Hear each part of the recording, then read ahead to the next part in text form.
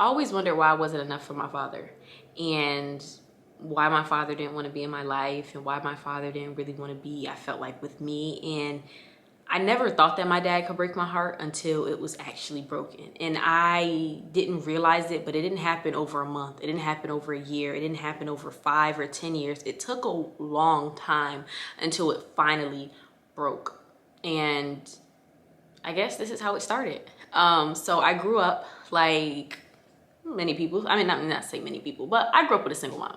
So I grew up with a single mom, and I never saw my parents together. My parents actually broke up when I was a baby, because my father had a child with someone else, and my mom just couldn't take that. My parents were together for 5 years, but I didn't see them together. So to me, they were never together. I say that to say, right after I was born, my mom moved us to Miami. So I was born in Connecticut. My mom moved us to Miami, so I have no recollection of living in Connecticut. And when I turned about 10 years old, we moved back to Connecticut. Now, while I was in Miami, I did every summer go and see my dad's family. But I never really stayed with my dad. I always, now that I think about it, I always stayed with my grandma, and my dad would come and pick me up and stuff like that, but I never really stayed with my dad. And my dad would like send money and stuff like that, like for a little bit. I did go to like a private school. I think I went to like a Christian school or Catholic school or something like that. And growing up, my upbringing was pretty good. It was decent, depending on how you're, looking at it. My dad did send money for me to do things, but I did live with my mom, who was a young mom, so maybe I didn't live in the best neighborhood, but all in all, I really had fun as a child. I say that to say I didn't really have my dad in my life, but I grew up in a neighborhood where no one had their dad in their life, so I didn't find that to be abnormal. But weirdly enough, I was always a daddy's girl. Even though I barely knew this man, I was a daddy's girl, to the point so much so, like, when my mom would make me mad or I would get in trouble, I literally would cry for my dad. I barely know this man, and I would cry for him. So once I turned to about 10 years old, like I said, we moved back to Connecticut, and now my dad lived like 15 minutes away from me. Mind you, I didn't see my dad that much growing up because we lived in 2 different states, thousands of miles away, and I felt like that was the reason why I didn't see my dad. Like, it makes common sense. I live in Miami, he lives in Connecticut, like, when are we gonna see each other? And I thought it would be different once I moved to Connecticut, because now we live like 15 minutes away from each other, and unfortunately it wasn't.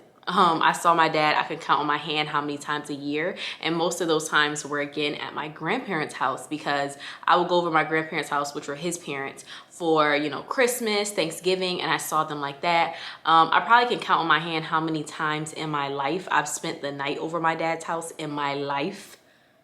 I could say in my life from when I lived in Connecticut from 10 to 18, and I didn't really see my dad too much. And he always had the excuse of like, oh, I'm sorry, Mookie. If I had more money, I wish I had more money. We would have a bigger place so you could stay here more.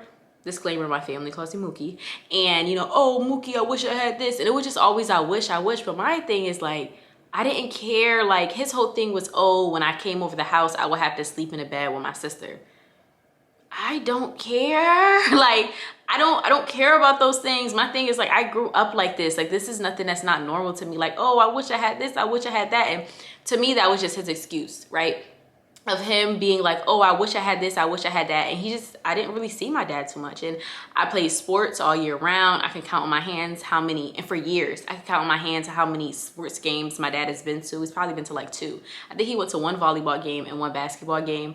I sung in the choir for I don't know how many years. I can count on my hand how many choir concerts he's been to. I played the clarinet. I don't think he's been to any of those band concerts. I say that to say he wasn't in my life. And I always wonder why, because my dad does have other children and he's with their mom, and he's when I would be over there, he was very much involved in their life, right? My brothers, they played football and they played baseball, and he would go to their games. And my little sister, she cheerleaded, and he would go, and it wasn't ever like, oh, I don't want you to be a dad to them, especially because they're my younger siblings. Like, I want the best for them. But it would just always, for me, like, why can't you at least halfway show up for me, right? Why can't you just be there sometimes for me? And I remember I remember kind of feeling like that, but never being able to really express it, right? I never acknowledged the fact that I was a fatherless child. So much so I never forget I think it was like Oprah or something. She had a special on about fatherless daughters and something. And my mom was like, oh, come and watch this. I'll never forget. And I was sitting there like, my dad lives 15 minutes away down the road. I'm not a fatherless child. Like I never considered myself to be one, and oddly enough, I don't know how, I still thought I was a daddy's girl. Like I still yearned for the love of my father, so much so that I'm not gonna lie, now that I'm older, I kind of feel bad about it, and I might even make a video about it, but like I can honestly say I kind of treated my mom bad because she was like my punching bag. She was the one that was there. She was the one that didn't leave, so I could pour my emotions on her. But when my dad was around, it was all happy and peaches and creamy because like I just longed to like have a father. And I say that to say I did feel that way. And my mom sometimes told me, because I sometimes told my mom once I got a little bit older, like 16, 17, and she was just like, well, tell him how you feel. And there's been times where literally like I've been ready to tell him and then I change the subject, or like he never got an inclination of it, a feeling. He never knew how I felt. And I didn't even, because I didn't really know how I felt. And I didn't really even know how much my dad wasn't in my life until, it will also be like my friends' dads and stuff. I would see their dads in their life. And then also, once I got to college. And one of the things I noticed, I never forget, when I got to college one time, I had to search for his address or something in our messages.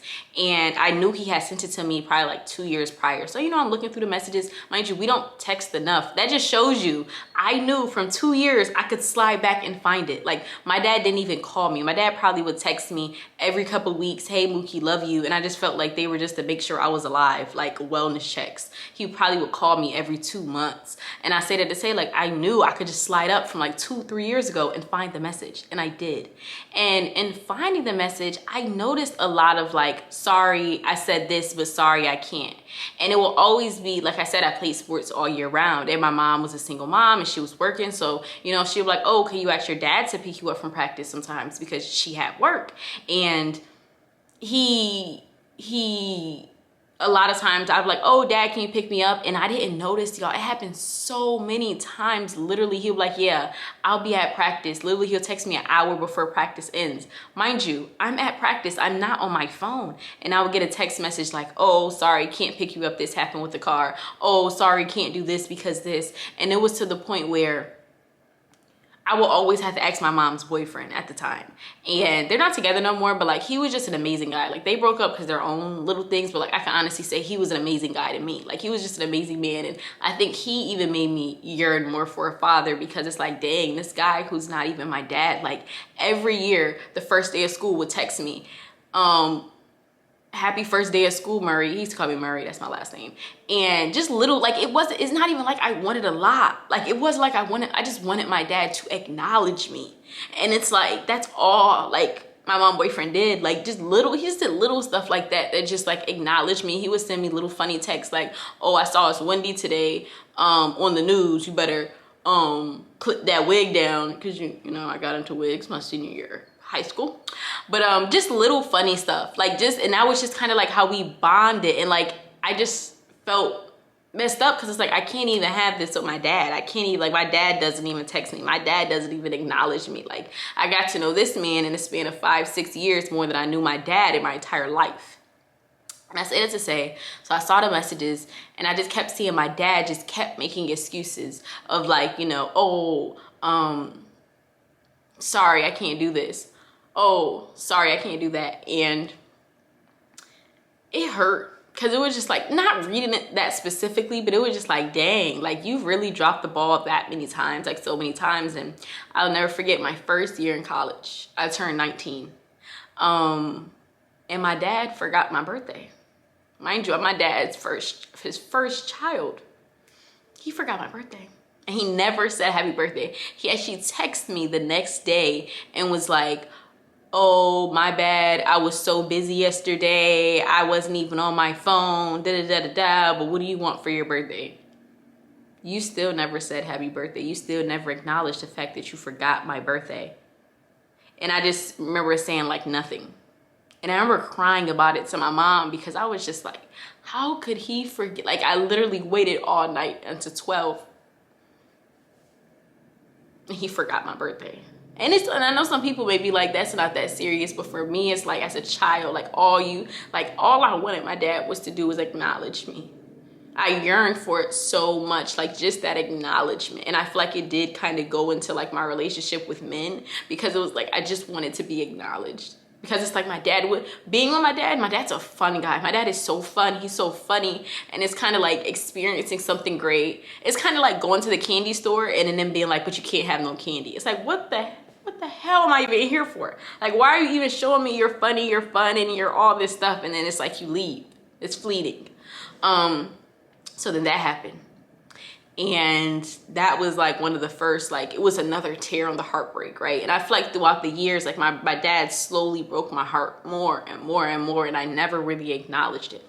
And then I think it was that following year. Was that following year? Or something like that. And I never had spent Father's Day with my dad, never in my entire life. And I remember being like, oh, I'm gonna drive down early, because around the time is one of my best friend's birthdays, and I usually drive back to Connecticut for her birthday. And so I was like, oh, I'm gonna drive back to Connecticut early so I can spend Father's Day with my dad. And I remember texting him like, oh, the day of Father's Day, like, oh, happy Father's Day, I'm gonna come over, all this other stuff. And long story short, he gave me the runaround. Oh yeah, come over at this time, da da da. And then, oh wait, no, I'm doing this. Oh wait, no, I'm doing that. And I say that to say he spent Father's Day with his family. There was that. And I remember posting on my close friends on Instagram, like, I feel so stupid. How did I let him get me again? And that was another break on my heart. And then that same year, you know what? No, I'm lying. That year I did not have a car. I didn't drive back to Connecticut. That was the year after. That year, which is the year after he forgot my birthday, I remember, because this is right before I got my car, he had texted me. He was like, oh, you're in town. I had took the bus there. He's like, oh, you're in town. We should do something or something like that, or I'm gonna pick you up. And I was like, okay, you know, like, oh yeah, ready. Mind you, I'm like 20 years old at the time. And I'll never forget me at my mom's house, and I'm just like waiting for him to come pick me up. And he's like, I'm gonna come get you at like 5.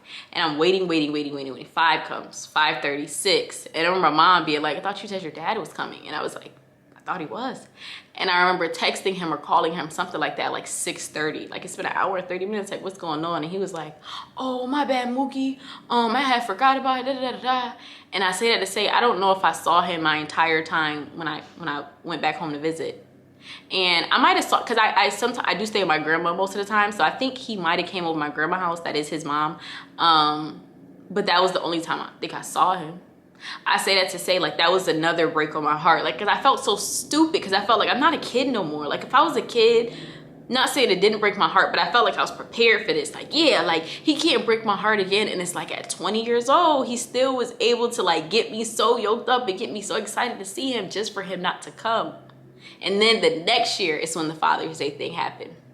And so as time goes on, I just felt more and more and more hurt. Like, I felt just like, and I didn't know how to express it. I didn't know how to say it. I didn't know, really know how to let it off my chest. And I didn't really realize my heart was broken until this year. So last year, we actually found out that my dad had like a secret daughter. He didn't even know about her. Long story short, she had took one of the ancestry little swabs, and she had sent it in because she had to do a project for school, and she needed to figure out things like her great grandma's name. He did an ancestry swab too, just to figure out all his genetic makeup. And I guess she said after she sent in hers, her family tree kind of like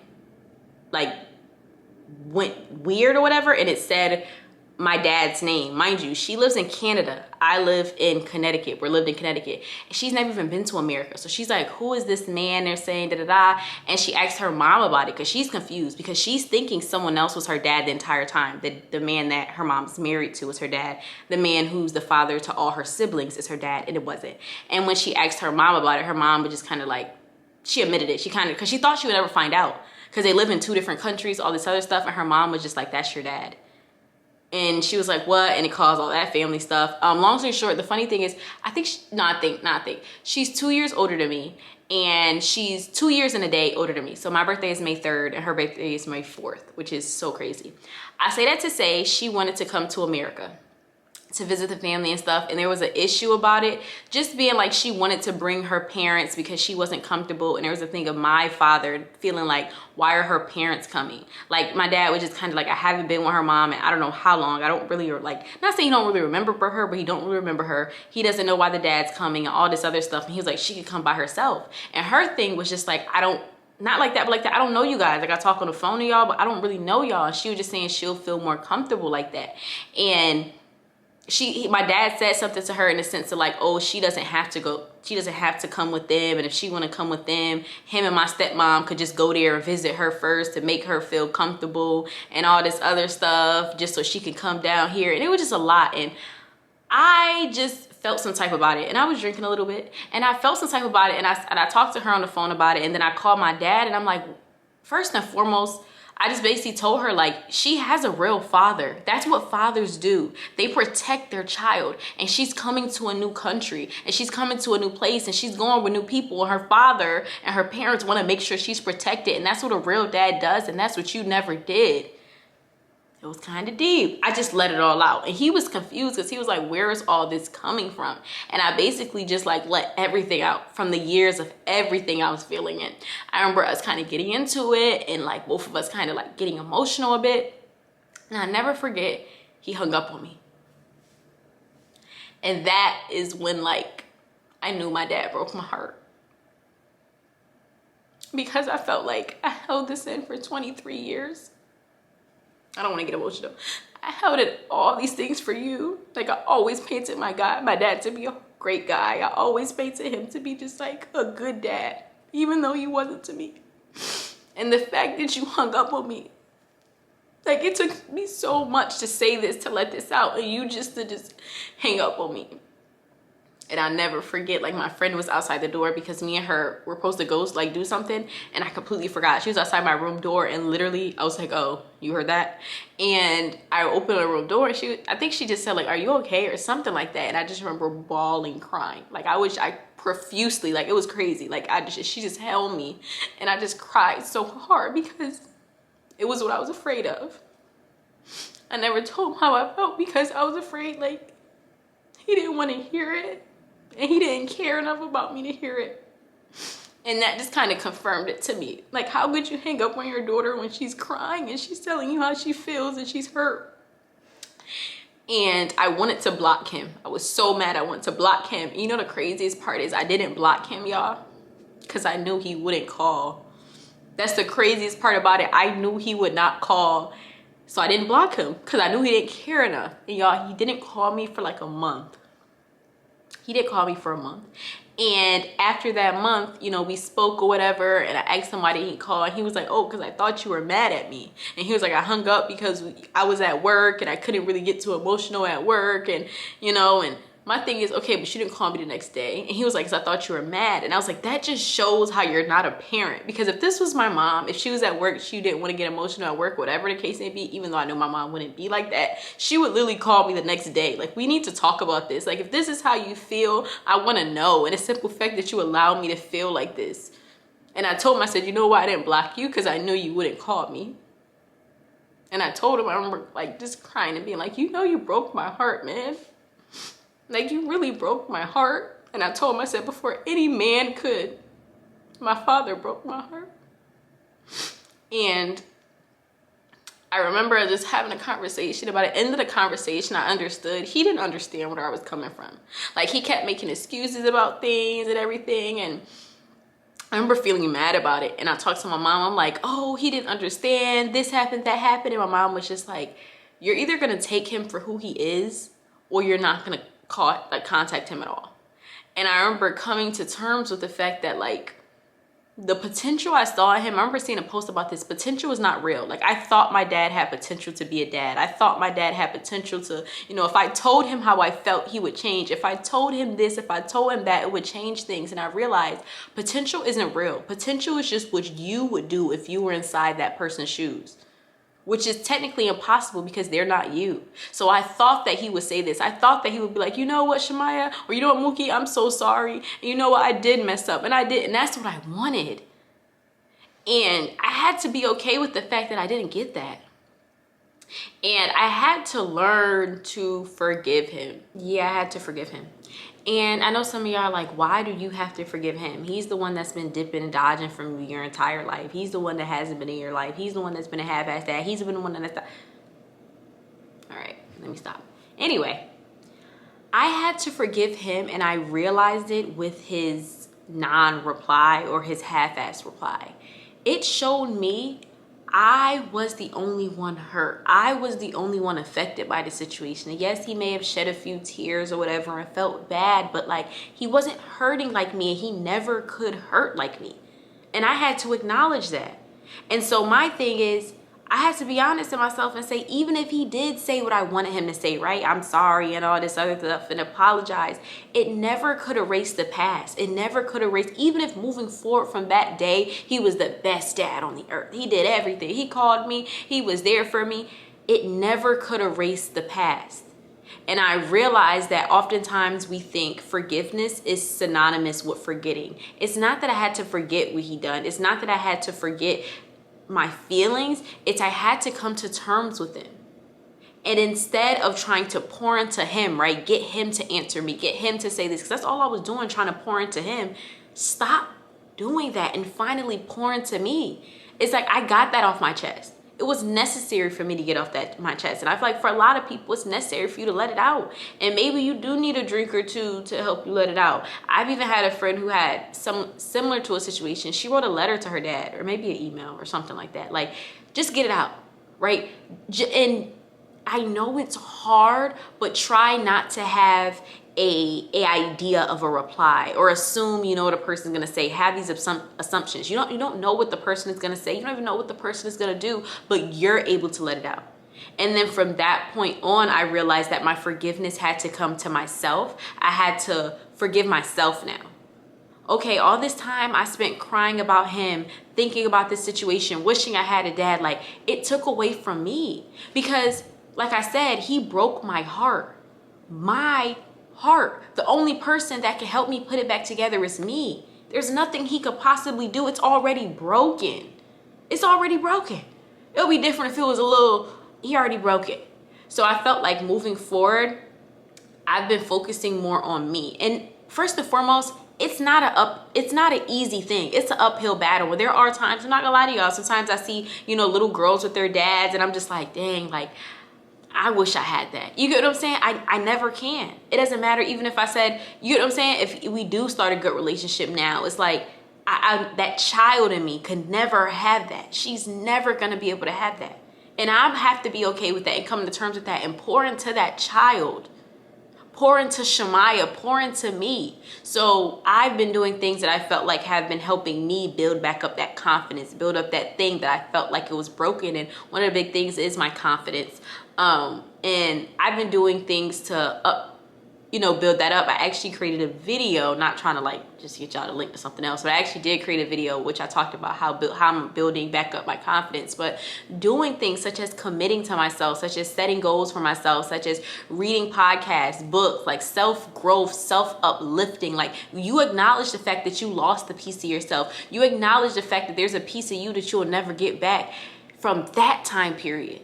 Get it back now. Pour into you, grow into you, become the woman you want to be, become the person you want to be, and understand that, yes, it's okay for you to let that out, but don't have expectations upon how that person is going to receive it or how that person is going to reply to you or what that person is going to do, because you're always going to get the short end of the stick. They're never going to say what you want them to say. They're never going to do what you want them to do. And I get everybody's situation is different, and I get it's easier to quote unquote forgive others more than some, but like, understand that the longer you hold on to that is the longer you hold on to that pain. And I don't know if y'all ever heard the quote, hurt people, but it's true. You're going to hurt other people and you don't even notice it. And then somebody's going to have a story about you. Somebody's going to be able to have to heal from you. So pour into yourself. Start loving on yourself. Find ways. Go back to the things you loved as a child during that time period. Pour into yourself and forgive that person, because all that's doing is poisoning you. Trust me. Like, I don't know. It feels kind of like a weight has been lifted off my shoulder. It feels like I don't know, find that I let it out. And it, like I said, it doesn't mean I'm perfect. It doesn't mean like, oh my gosh, all my things are healed. I still have things to heal, but I can acknowledge that and I can grow from that. And I've already let that piece go. So now it's like I'm using the other building blocks to get to where I want to be. But ultimately, I guess that's just my story of how my father broke my heart, but what I'm doing to repair it back together. So thank you guys so much for tuning into my channel. Don't forget to like,